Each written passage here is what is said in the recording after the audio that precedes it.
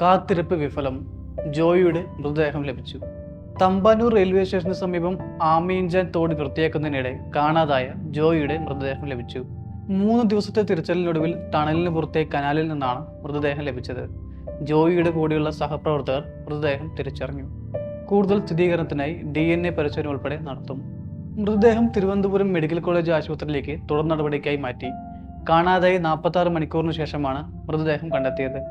നാവികസേനയുടെ മുങ്ങൽ വിദഗ്ധരുടെ നേതൃത്വത്തിലുള്ള തെരച്ചിൽ രാവിലെ നടക്കുന്നതിനിടയിലാണ് മൃതദേഹം കണ്ടെത്തിയത്.